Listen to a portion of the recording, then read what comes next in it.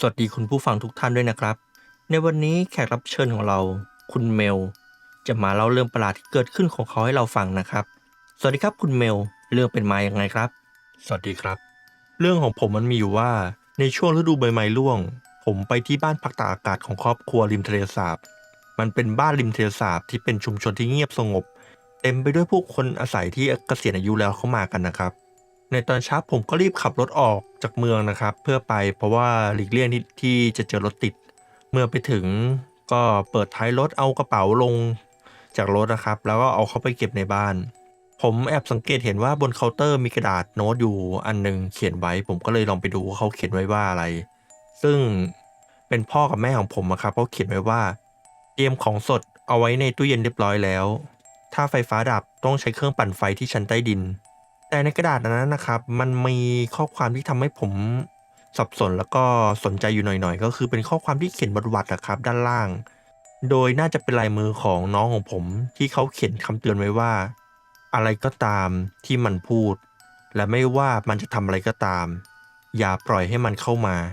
ซึ่งตอนนั้นผมคิดว่ามันเป็นเรื่องตลกนะครับเพราะว่ามันใกล้วันฮาโลวีนแล้วน้องๆของผมก็มักจะแกล้งผมอย่างนี้เป็นประจำผมก็ยักไหล่แบบไม่ใส่ใจนะครับ แล้วก็เริ่มจัดของให้เข้าที่หลังจากจัดของเสร็จก็เข้าไปทำอาหารสำหรับมื้อกลางวันแต่ในขณะที่ทำอาหารอยู่อะครับหางตาของผมมันแอบไปสังเกตเห็นอะไรบางอย่างข้างนอกบ้านซึ่งผมก็มองไม่ออกเหมือนกันครับว่ามันเป็นอะไรมันเร็วมากมันเป็นสัตว์หรือเปล่าผมก็ไม่แน่ใจนะครับหรือว่าจะเป็นสัตว์เลี้ยงของเพื่อนบ้านก็ไม่รู้หรือไม่แน่ก็อาจจะเป็นสัตว์ป่าท้องถิ่นบางตัวนะครับพ่อผมเคยบอกว่าเห็นกวางอยู่อะครับ เมื่อกินข้าวเสร็จผมก็ทำความสะอาดห้องและด้วยความที่เหนื่อยจากการเดินทางนะครับผมก็เริ่มง่วงเล็กๆตอนนั้นผมก็ยังคิดว่าควรจะนอนหรือว่าจะไปเดินเล่นดีนะอุตส่าห์มาถึงแล้วแต่ด้วยความที่ว่าเราเห็นอะไรก็ไม่รู้อะครับเมื่อกี้ข้างนอกผมก็เลยกลัวเล็กๆว่าอาจจะเป็นพวกหมาป่าหรืออะไรหรือเปล่าที่เรายังไม่รู้ว่าคืออะไรดังนั้นการที่อยู่ในบ้านก็น่าจะเป็นอะไรที่ดีกว่า ผมก็เลยทำการตรวจสอบหน้าต่างดึงผ้าม่านปิดให้หมดนะครับดูประตูดูกลอนต่างๆว่าล็อกดีหรือเปล่าเมื่อผมปิดหน้าต่างผมสาบานได้เลยครับว่าตอนนั้นน่ะผมได้ยินเสียงเคาะกระจกเล็กๆนะครับแต่ตอนนั้นผมก็แอบคิดว่าหรือจะเป็นเสียงมูลี่ที่มันไปกระทบกับกระจกก็เลยเสียงเหมือนกับมีอะไรเคาะหรือเปล่าก็เลยไม่ได้ใส่ใจหลังจากนั้นผมก็ไปนอนที่ห้องนอนไม่นานผมก็หลับสนิทนะครับ เวลาก็ผ่านไปจนมากพอครับจนที่ผมเริ่มไม่เห็นแสงอาทิตย์แล้วผมลืมตาตื่นขึ้นมาแล้วลุกออกจากเตียงจากนั้นผมก็ลงไปข้างล่างครับจู่ๆไฟอัตโนมัติก็ส่องออกมาครับมันเป็นไฟที่จะเปิดเมื่อมีอะไรผ่านนะครับผมหยุดผมหยุดแล้วก็สังเกตว่าอะไรมันผ่านมาทำให้ไฟมันติดผมสังเกตเห็นเงาที่ผ้าม่านนะครับมันเป็นเงาที่อยู่นอกประตูบานกระจก ท่าทางของเงานั้นมันเหมือนมือและใบหน้าของมันกดมาที่กระจกเพื่อที่พยายามจะมองเข้ามาข้างในแต่ด้วยความว่ามูลี่มันบังอยู่ผมเลยไม่รู้ว่าเงานั้นคือใครนะครับผมตกใจแล้วก็ค่อยๆก้าวเท้าถอยหลังไปจู่ๆใบหน้าของเขาก็เหมือนจะหันมาทางผมอะครับเหมือนเขาได้ยินมันก็พูดขึ้นมาว่าฉันได้ยินเสียงของคุณอยู่ในนั้น คุณจะไม่ให้ฉันเข้าไปข้างในเหรอ ผมเงียบแล้วก็ไม่ตอบอะไรครับมันก็ยังพูดซ้ำเหมือนเดิมครับว่า ฉันรู้นะว่าคุณอยู่ในนั้น ทำไมคุณไม่พูดกับฉันล่ะ ตอนนั้นผมได้ยินเสียงขีดข่วนบนกระจกราวกับว่ามันพยายามจะเข้ามาข้างในในตอนนั้นผมคิดว่าผมควรจะโทรแจ้งตำรวจหรือเปล่าแล้วมันจะทำอะไรกันแน่นะมันเริ่มกระแทกประตูกระจกปึ้งปึ้งปึ้งปึ้งจนบานประตูสั่นไปหมดพร้อมกับตะโกนว่า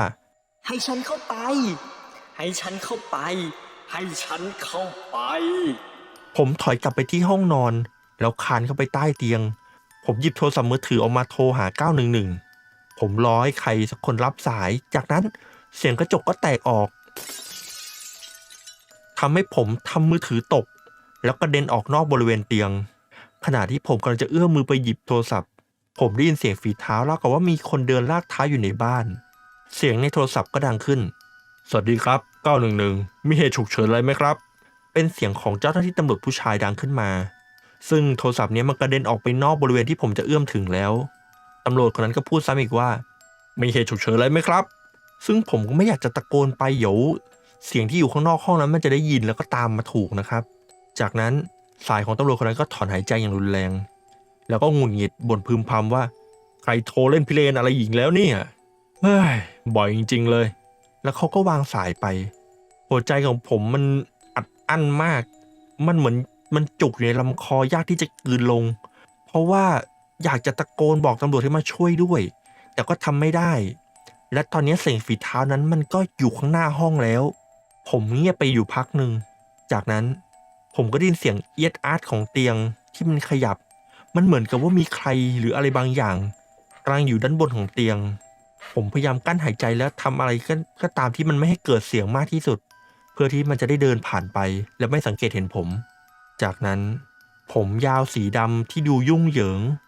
มันค่อยๆห้อยลงมาจากข้างๆเตียงห้อยมาเรื่อยๆห้อยมาเรื่อยๆจนหน้าของมันห้อยลงมาจนมองเห็นผมหน้าของมันบิดเบี้ยวและเต็มไปด้วยรอยยิ้มมันบอกกับผมว่า ทำไมคุณไม่ให้ฉันเข้าไปทำไมคุณไม่ให้ฉันเข้าไป มันขู่ฟ้ออย่างโกรธเกรี้ยวผมตกใจมากจนเป็นลมลงไปผมไม่รู้ว่าผมสลบไปนานแค่ไหนแล้วเมื่อตื่นขึ้นมาวินนี่น้องสาวของผมเขาก็เรียกผมเมื่อลืมตาตื่นขึ้นมาก็พบว่ามันเป็นเวลากลางวันแล้วมันทำอะไรกับผมหรือมันเป็นเพียงแค่ผมฝันไปผมคลานออกมาจากใต้เตียงไปที่ห้องนั่งเล่นซึ่งน้องสาวของผมกำลังทำความสะอาดเศษกระจกที่แตกกระจัดกระจายอยู่บนพรมวินนี่บอกกับผมว่าเธอพยายามที่จะติดต่อผมแล้วแต่ว่าโทรไม่ติดผมลองถามวินนี่ว่าโน้ตเตือนที่เขียนบนเคาน์เตอร์นั่นมันคืออะไรวินนี่เงียบไปครู่หนึ่งแล้วก็คิ้วขมวดหน้าเคร่งเครียดมากเธอตอบกลับมาว่าอ๋อตอนนั้นเมื่อ3 สัปดาห์ก่อนฉันคิดว่าฉันเห็นแล้วเธอก็เงียบไปสักพักก่อนจะสายหัวแล้วก็บอกว่าแล้วนี่เกิดอะไรขึ้นกับประตูน่ะทำไมมันแตกแบบนี้ล่ะตอนนั้นผมเองก็อยากจะบอกเธอเตือนว่าไอ้เรื่องที่เธอเตือนนั้นน่ะมันเป็นเรื่องจริงนะแต่ดูจากอาการที่บินนี่พยายามบอกปัดแล้วแกล้งบอกว่านี่เป็นการหลอกกันที่ทำกันทุกวันฮาโลวีนแต่ในปีนี้มันไม่ใช่แล้วเพราะว่ามันมีจริงๆอะไรก็ตามที่อยู่ข้างนอกซึ่งมันได้ทำการเข้ามาแล้วมันดูน่ากลัวมากแต่ผมก็ยังไม่เข้าใจว่ามันเข้ามาทำอะไรต้องการอะไรแต่ที่รู้ๆผมว่าผมยังโชคดีอยู่ที่ครั้งนี้ยังมีชีวิตไม่แน่ว่าครั้งต่อไปอาจจะไม่ได้โชคดีแบบนี้ก็จบเรื่องแต่เพียงเท่านี้ครับก็ขอบคุณคุณเมลมากนะครับที่มาเล่าประสบการณ์ให้เราฟังเรื่องนี้ก็น่าสงสัยนะครับว่าทำไมวินนี่ดูอึกอักแบบผิดปกติแล้วก็ปกปิดอะไรไว้หรือเปล่าทำไมวินนี่ถึงต้องโกหกยังไงวันนี้ก็ขอจบรายการแต่เพียงเท่านี้นะครับถ้าชอบอย่าลืมกดไลค์กดติดตามแล้วก็คอมเมนต์บอกด้วยว่าชอบหรือเปล่า